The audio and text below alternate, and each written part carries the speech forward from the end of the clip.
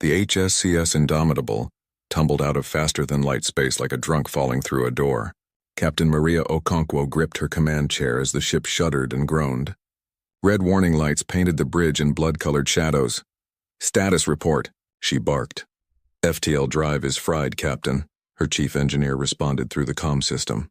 "That experimental jump tore it apart. We're stuck on conventional engines until I can patch it together." Maria cursed under her breath. The Indomitable was supposed to be exploring the outer edges of human space, not jumping blind into unknown territory. But the politicians back on Earth wanted faster FTL technology, and they wanted it now. So they pushed. They always pushed. "Where are we?" she asked. Her navigation officer, a young woman named Chen, stared at her screens with wide eyes. "Captain, I don't recognize any of these star patterns. We're not just outside human space. We're way outside." The bridge fell silent. 800 people on this ship. 800 souls that Maria was responsible for. And now they were lost in a part of the galaxy no human had ever seen. "All right," Maria said, forcing her voice to stay calm. "We've been in tight spots before. Chen, start mapping local space. Communications. Send out a standard first contact package on all frequencies. Engineering, I want that FTL drive operational in 72 hours. Yes, ma'am, the crew got to work." They were good people, Maria thought. Most of them were veterans of Earth's recent civil war. They knew how to keep their heads when everything went wrong. 3 hours later, Communications Officer Rodriguez sat up straight. "Captain, we're getting a response." "Already?" Maria felt her stomach tighten. "Put it through." The main screen flickered to life. What appeared on it made several crew members gasp.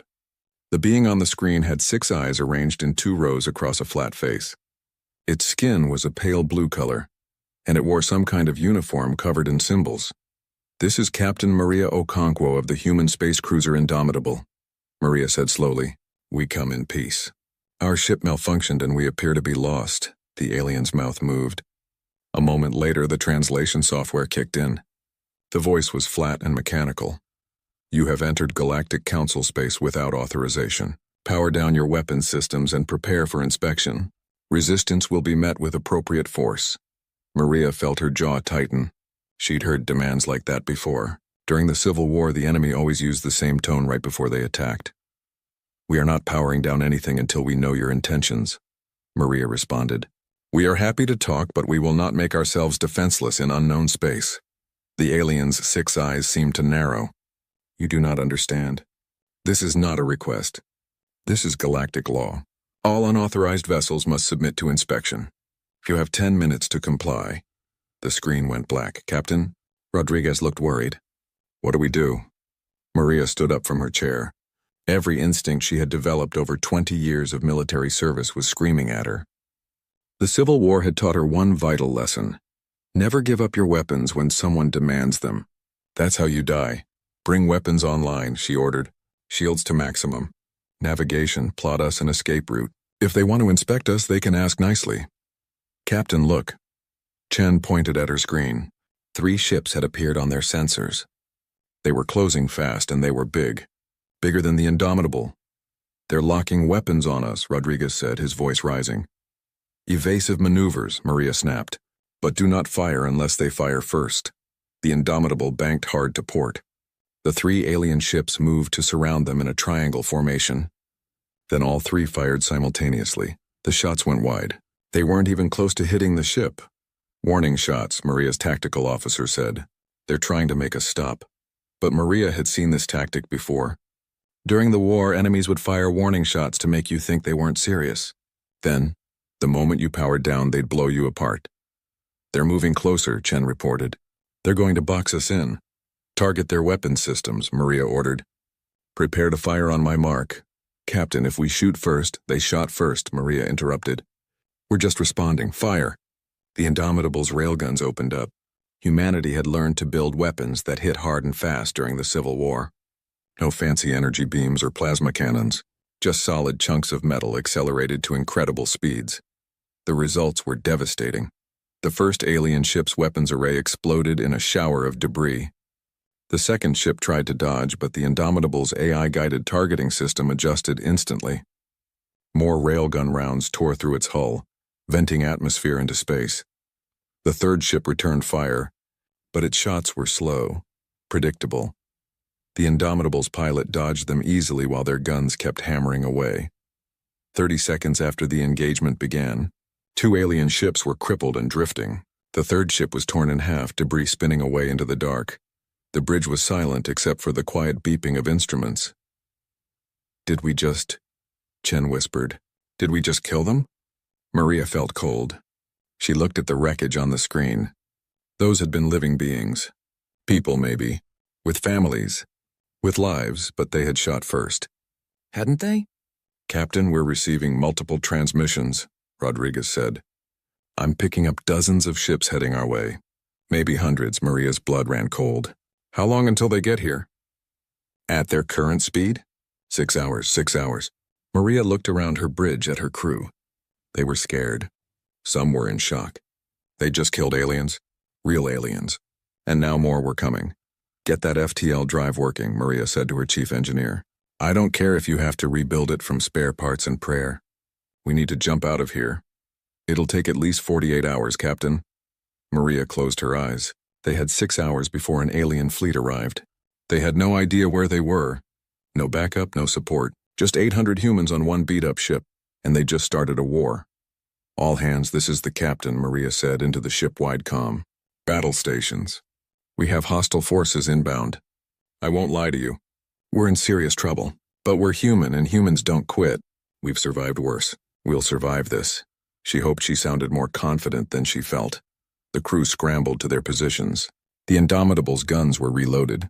Shields were reinforced. Every weapon system they had was brought online. Maria stared at the approaching fleet on her tactical display. Hundreds of dots all heading toward her ship, one human vessel against an entire civilization. "Come on then," she whispered. "Let's see what you've got." The war had begun. Neither side knew it yet, but everything was about to change. One human ship had appeared in galactic space, and nothing would ever be the same again. The Galactic Council met in emergency session. 10,000 species represented by their ambassadors gathered in the great chamber that floated in neutral space. The chamber had not been used for a war council in over 2,000 years. Ambassador Telmoth of the Velkrin stood before the assembly. His forearms gestured dramatically as he spoke. 3 ships destroyed, 147 crew members dead. This is unprecedented. This human vessel violated every law of civilized conduct. They attacked without warning. They targeted life support systems. They showed no mercy. Murmurs rippled through the chamber. Dead. The humans had actually killed council ships. Not disabled them. Not captured them. Killed them. Perhaps it was a misunderstanding, suggested Ambassador Earl of the Pantheon Collective. Her species had always been the voice of peace. "They are new to our space. They may not understand our protocols." "They understood violence well enough," Telmoth snapped. "The Galactic Fleet will teach them to understand something else. Consequence." The vote was unanimous. A punitive fleet would be dispatched. 30 ships, more than enough to handle one primitive vessel. The humans would be given one chance to surrender. If they refused, they would be destroyed as an example to any other species that might consider such barbarism. Admiral Kethvar was given command of the fleet. He was old even for a Velkrin. He had fought in the last real war centuries ago, before the Council had perfected the rules that made war civilized, back when ships died and soldiers didn't come home. He didn't want this command. But duty was duty. The fleet found the Indomitable hiding in the shadow of a gas giant. The human ship looked ugly to Kethavar's eyes. Asymmetrical. Covered in weapons that jutted out at odd angles. It looked like something built in a hurry by people who expected to die using it. "This is Admiral Kethvar of the Galactic Council Fleet," he transmitted on all frequencies. "You are charged with unprovoked violence against Council vessels. Power down your weapons and prepare to be boarded. You have 1 hour to comply. After that, we will use force. 1 hour." That was the standard time allowed. It gave both sides time to prepare, to position their ships according to the proper formations. War was supposed to be predictable, controlled. The humans didn't wait 1 hour, they didn't even wait 1 minute. The Indomitable erupted from behind the gas giant at full thrust. But it wasn't heading toward Kethavar's fleet. It was heading toward the moon orbiting the gas giant. "What are they doing?" his tactical officer asked. Kethavar watched in confusion as the human ship dove toward the moon, skimming so close to its surface that it disappeared from their sensors for a moment.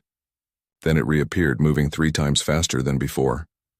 They used the gravity well to slingshot, Kethvar realized with shock. They're coming straight at us. Impossible. No one fights like that. They'll tear their own ship apart from the stress.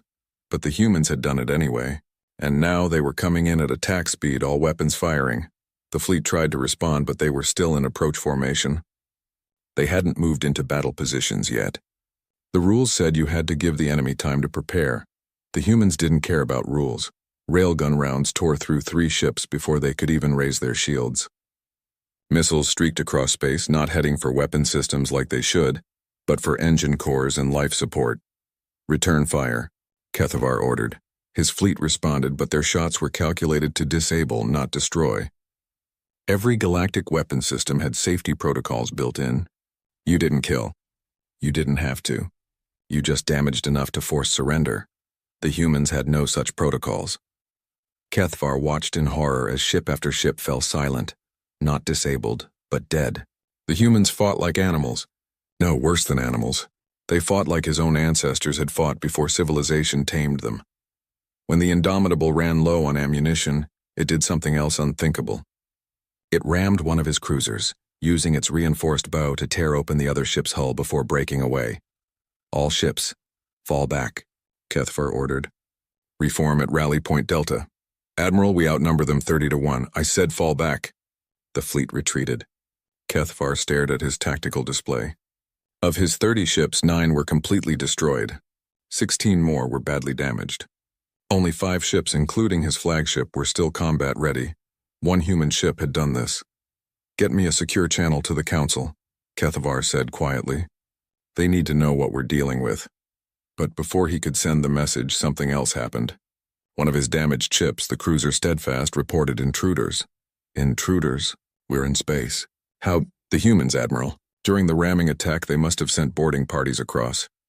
Kethvar felt his blood run cold. Seal all compartments. Security teams to the breach sections. But it was too late.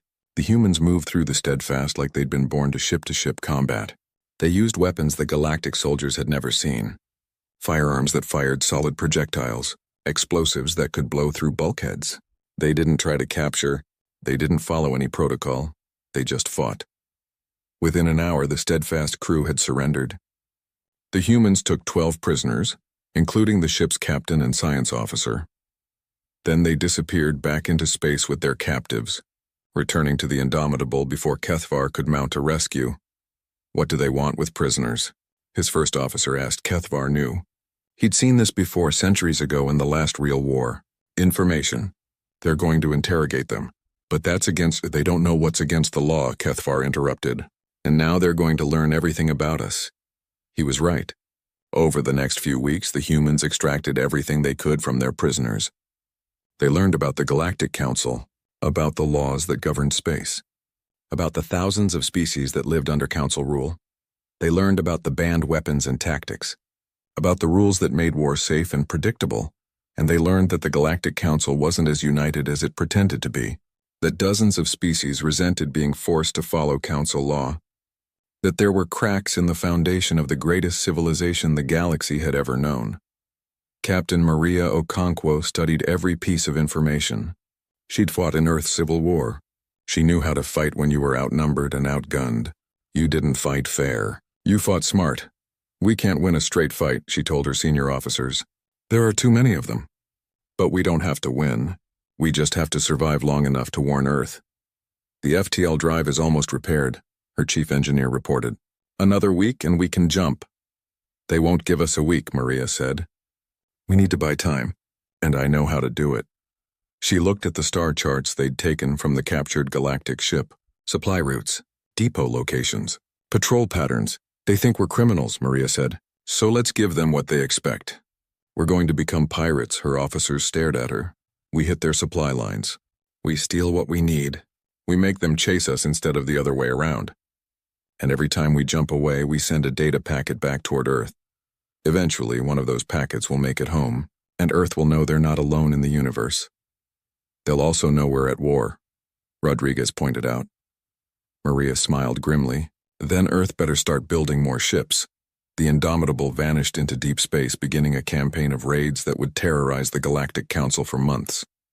They hit supply depots, stole technology, and freed any species they found being held against their will. And with every raid, humanity learned more about their enemy, and more importantly about their enemy's weaknesses. The war had begun. But it was no longer about survival. It was about showing the galaxy that humans didn't follow anyone's rules but their own. The Galactic Council chamber was in chaos. Ambassadors shouted over each other, their translation devices creating a cacophony of languages. Security officers stood ready, worried that the arguments might turn physical. 47 ships, Ambassador Telmoth roared. One primitive vessel has destroyed or captured 47 Council ships in 6 months. This is unacceptable. Perhaps if our tactics weren't so predictable, Ambassador Iril began. Our tactics have maintained peace for 5,000 years, and one human ship has proven they don't work. The Council coordinator raised all 6 of his tentacles for silence. Slowly, the chamber quieted. The situation is worse than mere ship losses, he said gravely. The humans have done something far more dangerous. They have given hope to the dissidents.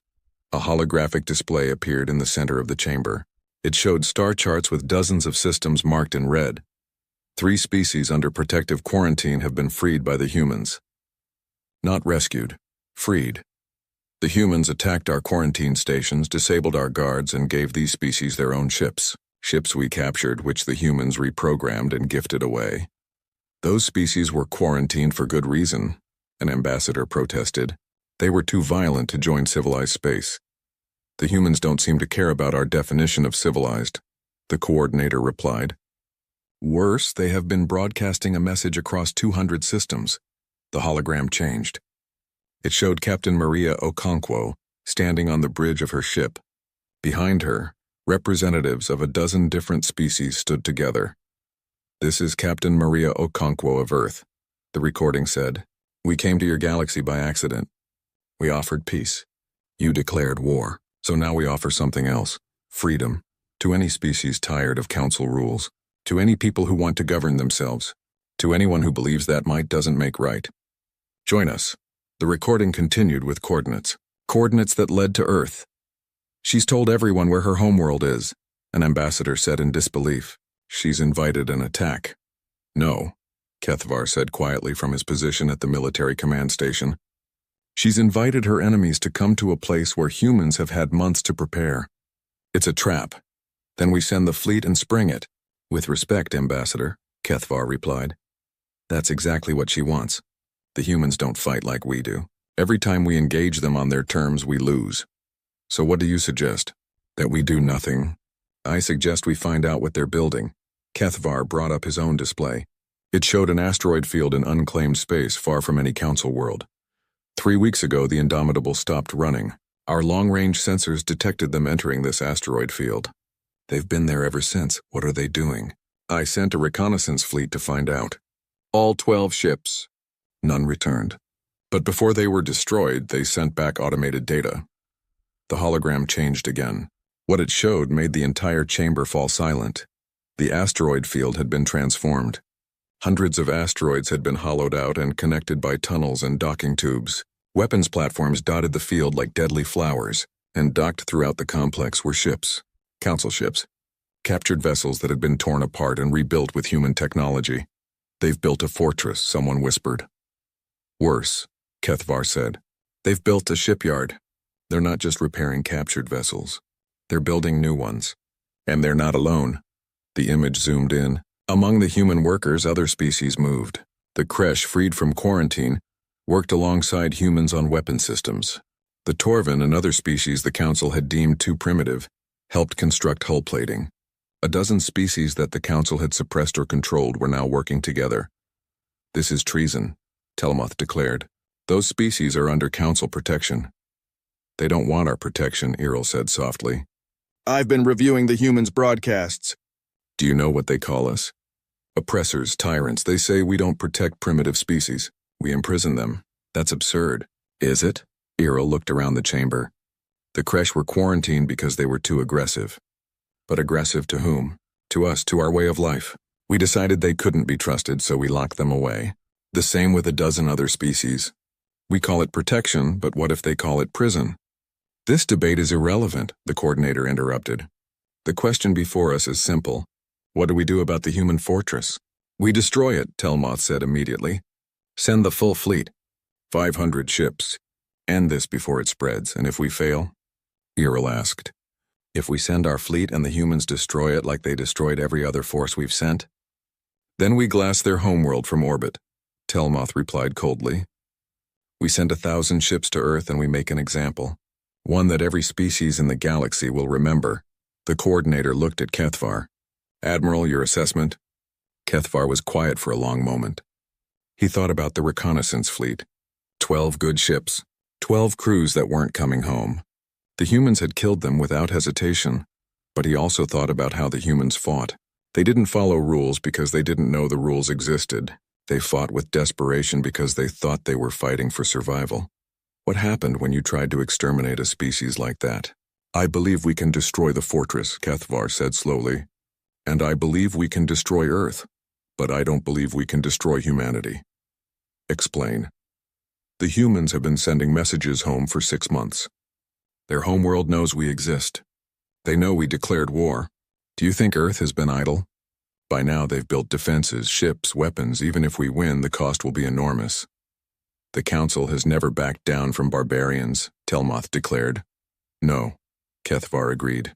But we've also never faced barbarians like this. The humans don't just fight. They think. They adapt. They've turned every loss into a learning opportunity. In 6 months, they've gone from knowing nothing about us to building fortresses using our own technology against us. He paused, then said something that shocked the chamber. They're winning. One ship cannot defeat the Council. It already has, Kethvar replied. Not militarily, ideologically. The humans have exposed something we've been hiding from ourselves for millennia. Our civilization is built on conformity. We force everyone to follow our rules, our laws, our way of life. And we've been so successful that we forgot there might be another way. There is no other way, the coordinator said. Without rules, there is only chaos. Perhaps, Kethvar said, but the humans have shown that our rules can be beaten. And now everyone knows it. The vote was close, but the militants won. A fleet of 500 ships would be dispatched to destroy the human fortress. And if that succeeded, they would move on to Earth. Kethvar left the council chamber feeling old. He'd lived through the last real war. He'd seen what happened when civilizations fought without rules. The death, the destruction, the species that went extinct. The Council had created its laws to prevent that from ever happening again. And for 5,000 years it had worked. But now one human ship had lit a match. And Kethvar could see the flames spreading. He gathered his fleet and prepared for battle. 500 ships against one fortress. It should be easy. But Kethvar had learned not to underestimate humans. They had a saying, one his translators had picked up from intercepted transmissions. Desperate. People do desperate things. Kethvar didn't know what the humans would do when 500 ships arrived at their fortress, but he knew it wouldn't be what anyone expected. Admiral Kethvar stood on the bridge of his flagship, watching the asteroid fortress grow larger on his screens. 500 ships surrounded him. The largest fleet assembled in 1,000 years. It should have made him feel confident. Instead, he felt afraid. All ships report ready, Admiral, his first officer said. Good. Begin the approach. Standard siege formation. The fleet moved forward like a wall of metal and light. They had practiced this maneuver hundreds of times. Every ship knew its position. Every weapon was ready. The human fortress was silent. No communications. No movement. Just darkness among the asteroids. They know we're here. Kethvar muttered. Why aren't they responding? Perhaps they're evacuating, his tactical officer suggested. They know they can't win. Kethvar didn't believe that for a second. Humans didn't evacuate. They fought. Then the trap sprang. The asteroids weren't asteroids. Half of them were hollow shells filled with weapons. Railguns erupted from hidden bays. Missiles streaked out of concealed tubes.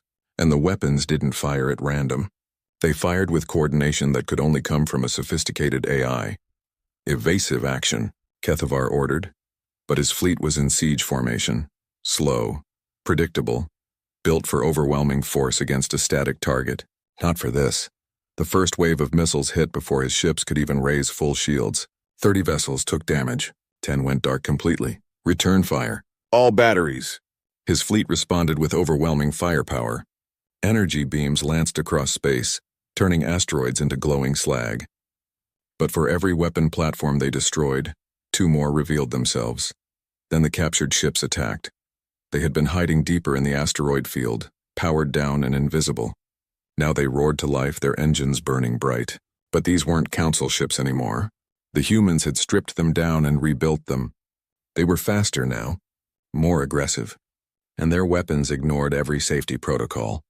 One of the converted ships rammed straight into a council cruiser, detonating itself in a massive explosion that took the cruiser with it. "They're using suicide tactics," someone said in horror. But Kethvar understood. Those ships had skeleton crews, maybe just 1 or 2 people. The humans were trading their lives to take out ships with hundreds of crew members. It was efficient. It was ruthless. It was working. "Focus fire on the converted vessels," Kethvar ordered. "Ignore the asteroids." His fleet adjusted, pouring fire into the attacking ships. They started to fall, breaking apart under concentrated fire. But they'd already done their damage. Then something worse happened. The fortress itself began to move. The asteroids weren't just weapons platforms. They were connected by massive engines hidden throughout the field. The entire fortress was mobile, and it was moving to cut off the fleet's escape route. Kethvar felt his blood run cold. The humans weren't trying to win this battle. They were trying to trap his entire fleet. All ships full retreat, break formation and scatter. But as his ships tried to pull back, the fortress revealed its final trick. Clouds of debris that had seemed like battle damage suddenly came to life. Thousands of small drones, each one packed with explosives. They swarmed toward his ships like angry insects. Point defense systems tried to shoot them down, but there were too many. Dozens got through, attaching to hulls and detonating. They couldn't destroy ships, but they didn't have to. They damaged sensors, weapons, engines. They turned proud warships into wounded animals. "We're losing formation," his first officer shouted. "Half the fleet is reporting major damage." Kethvar made a decision. "All ships retreat vector Omega. Maximum thrust. Leave the damaged vessels behind." "Admiral, we can't save them," Kethvar interrupted. "If we stay, we all die. Move now." 200 ships broke free of the fortress, fleeing at maximum speed. 200 more were left behind, crippled or destroyed. And then the humans did something that made Kethvar understand exactly how ruthless they were. The fortress exploded. Not just one asteroid. All of them. Every single connected piece of the fortress detonated in a chain reaction that lit up space like a newborn star. The explosion consumed everything within the asteroid field. The damaged council ships, the fortress itself, and Kethvar realized with cold certainty, any humans who had been left behind. They'd sacrificed themselves. Hundreds of people, maybe thousands, including the allied species. They'd known the fortress was doomed, so they turned it into one final weapon. The shockwave hit his retreating fleet, damaging dozens more ships. When the light faded, there was nothing left but expanding debris and radiation. Kethvar stared at the empty space where the fortress had been. Of his 500 ships, only 150 were still combat-ready.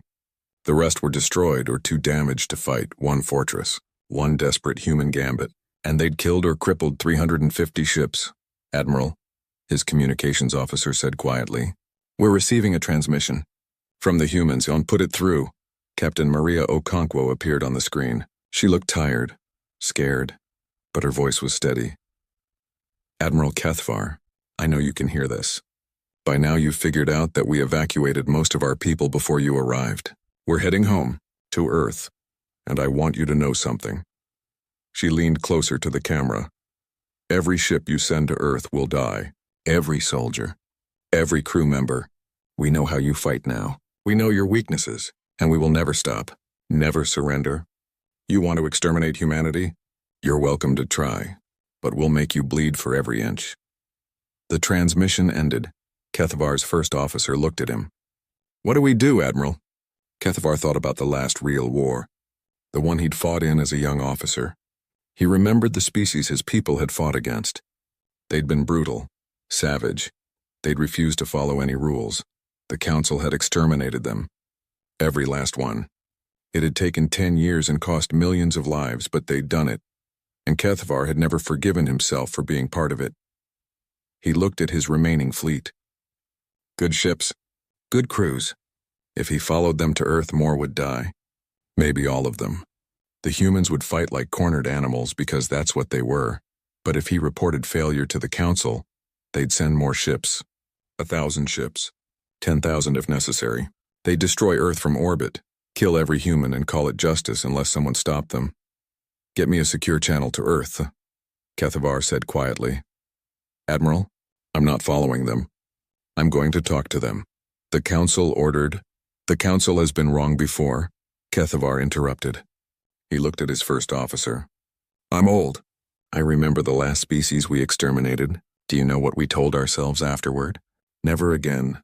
We'd never let ourselves become monsters again. That's why we created the rules, the protocols, the civilized way of war. He gestured at the debris field, but we forgot something. We forgot that the rules only work if both sides agree to follow them. The humans don't know our rules, and even if they did, why should they follow them? We declared war on them. We tried to kill them. From their perspective, we're the monsters. So what do you propose? I propose we try something the Council hasn't done in 5,000 years, Kethavar said. I propose we admit we were wrong. His first officer stared at him. The Council will never agree to that. Then the Council will have to court-martial me, Kethavar replied. Because I'm not sending my people to die for a war that never should have started. He looked at the communication screen, waiting for the channel to Earth to open. Get me Captain Okonkwo, he said. It's time we talked. Really talked. Not as enemies, but as two people who've seen enough death. The signal went out across space, carrying a message that would change everything. Not a declaration of war, but an offer of peace. The Indomitable limped into Earth orbit 3 days ahead of Kethavar's fleet. Captain Maria Okonkwo stood on the bridge, looking down at the blue and green planet below. Home. She'd thought she'd never see it again. Captain, you need to see this, Rodriguez said, awe in his voice. Maria looked at the tactical display and felt her breath catch. Earth's orbit was filled with ships. Hundreds of them, thousands. Humanity had been busy, they weren't pretty ships. Most looked like the Indomitable, cobbled together from whatever materials Earth could produce. But they were armed, and they were ready. Open a channel to Earth Defense Command, Maria said. A face appeared on the screen. Admiral Chen, commander of Earth's newly formed Space Defense Force. She was young for an admiral, barely 40. But then, humanity had promoted people fast once they learned they weren't alone in the universe. Captain Okonkwo, welcome home. We received your data packets. All of them. How long do we have? Galactic Fleet will arrive in 72 hours. We're detecting 150 ships. Chen's expression was grim. We have 10,000 ships to meet them. But our intelligence suggests galactic ships are more advanced. They are, Maria confirmed. But they follow rules. We don't. That's our advantage. We've studied your battle reports. Every tactic you used we've incorporated into our doctrine. We're as ready as we can be. Maria felt a weight on her chest. 10,000 ships. Millions of people. All preparing to fight because she'd started a war. Admiral, there's something you should know. Kethavar, the Galactic Admiral, he sent me a message. He wants to talk. Chen's eyes narrowed. It could be a trap. It could be. But I don't think so. I've fought Kethavar 3 times now. He's not like the others. He's old enough to remember what real war looks like. And I don't think he wants this. What do you want to do? Maria thought about her crew. 800 people who'd followed her across the galaxy and back. About the allied species who'd died at the fortress. About Earth preparing for a war that might destroy everything. Set up a meeting. Neutral ground. A station in the outer system. No weapons, just talk. And if he attacks, then we destroy his fleet and prepare for the next one. Maria looked at Earth below. But if there's even a chance we can end this without more death, we have to try. The meeting was held on a mining station at the edge of Earth's solar system. Maria brought only her senior officers. Kethavar brought his command staff. Both sides were armed, but the weapons stayed holstered. Maria saw Kethavar for the first time in person. He was tall, even for his species, with 4 arms that moved with military precision. But his eyes were old, tired. She recognized that look. She saw it in her own mirror every morning. Captain Okonkwo, Kethavar said. The translator rendered his voice as deep and formal. Thank you for agreeing to meet, Admiral Kethavar. I'll be honest. I'm not sure why we're here. Your council declared war on us. They tried to kill us. Why should we trust anything you say? You shouldn't, Kethvar replied bluntly. Trust must be earned. But I believe we can end this war before it destroys both our peoples. Your people started it. Yes. The simple admission shocked Maria. We did. We applied our laws to a species that knew nothing about them. We treated you as criminals when you were victims. And when you defended yourselves, we declared war instead of admitting our mistake. He leaned forward. All four arms spread in what Maria's translator indicated was a gesture of honesty. The Galactic Council is fracturing, Captain. Your rebellion has inspired dozens of species to question Council authority. Some have already declared independence. Others are preparing for war. The Council I serve is dying, killed by its own arrogance. Good, Maria said flatly. From what I've seen, the Council deserves to die. Perhaps. But when it dies, it will take millions of innocent people with it. Galactic civilization is 5,000 years old. Trillions live under its protection, however flawed that protection is. If it collapses into civil war, the death toll will be unimaginable. So what do you want from us? I want you to help me rebuild it, Maria laughed. She couldn't help it. You want the species you declared war on to help you fix your broken government? Yes, because you've proven something the Council needed to learn. That our way isn't the only way. That there are species who can fight, who can think, who can thrive without following our rules. Kethvar pulled up a holographic display. It showed star charts divided into different colors. The Council is splitting into factions. The hardliners who want to maintain the old ways, the moderates who want reform, and the independents who want freedom from Council rule entirely. Right now, the hardliners are winning.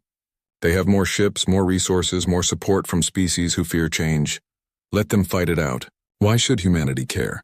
Because if the hardliners win, their first act will be to exterminate Earth. They'll send 10,000 ships, 100,000 if necessary. They'll turn your beautiful planet into glass just to prove that rebellion has consequences. Maria felt cold. She looked at her officers. They looked back with the same fear she felt. And if we help you, she asked, then we build something new. A galactic council that respects sovereignty, that allows species to defend themselves, that treats everyone as equals, not subjects. Kethvar's voice grew passionate. The humans have shown us that different doesn't mean wrong. Help us teach that lesson to the rest of the galaxy. In exchange for what? A seat at the table. When the new council forms, humanity will be a founding member. Your voice will be heard. Your rights will be protected. Maria turned to her officers. Opinions? Rodriguez spoke first. It could be a trap. He could be trying to get us to lower our defenses. It's definitely a trap, Chen added from the communication link. Just not the kind you think. If we agree to this, we're committing to a civil war. Galactic civilization tearing itself apart. Billions will die. But if we don't, Maria said quietly, Earth stands alone. And eventually they'll send enough ships to destroy us. She looked at Kethvar. I need to consult with my government. But personally, I have one question. Why should we believe you? You served the council your entire life. Why betray it now? Kethvar was quiet for a long moment. Then he spoke. Because I'm old enough to remember the last species we exterminated. I was there. I fired the weapons. I followed orders. And when it was over, when every last one of them was dead, I asked myself if it was worth it, if following the rules was more important than mercy. His voice dropped to almost a whisper. I told myself it was, that we had no choice. That civilization required difficult decisions. But I was wrong. And I've spent centuries trying to make up for that mistake. He looked directly at Maria. Don't make me live with another genocide on my conscience, Captain. Help me be better. Help my people be better. Maria saw the truth in his words. He was exactly what she'd suspected. A good soldier who'd followed bad orders and spent his life regretting it, just like half the veterans of Earth's civil war. I need to speak with Earth's government, Maria said. Give me 48 hours. Of course, the meeting ended. Maria returned to the Indomitable and sent a full report to Earth. The debate that followed was intense. Some wanted to refuse Kethvar's offer and fight. Others saw it as humanity's best chance for survival. The vote was close, but in the end, pragmatism won. Earth couldn't defeat the entire galaxy alone. But with allies, with species who wanted change, maybe they could build something better. Maria sent Kethvar their answer. Yes, the Galactic Civil War lasted 5 years. It was brutal. Thousands of ships destroyed. Billions displaced. Entire species forced to choose sides. But slowly, painfully, the reformists won. The old council fell. A new one rose in its place, built on principles humanity had helped write: sovereignty, self-determination, the right to defend yourself. Maria Okonkwo stood in the new council chamber as Earth was formally inducted as a founding member. Cathvar stood beside her, now retired from military service but serving as an advisor to the new government. One ship, he said quietly. That's all it took. One human vessel appeared in our space and changed everything. Maria smiled. We're good at that. Humans, I mean. We're terrible at following rules. The galaxy is better for it. They stood together looking at the assembled ambassadors, representatives of 1,000 species, all equal now, all free to govern themselves, all united not by force but by choice. The Indomitable was preserved in Earth orbit as a monument. Tourists came from across the galaxy to see the ugly asymmetrical ship that had started a war and ended an empire. But Maria knew the truth. The Indomitable hadn't started the war. Fear had, pride had. The arrogance of believing there was only one right way to live. Humanity had simply refused to accept that arrogance. And in doing so, they'd freed the galaxy, one vessel, 800 people, and the willingness to fight for what they believed was right. Sometimes that's all it takes to change the universe.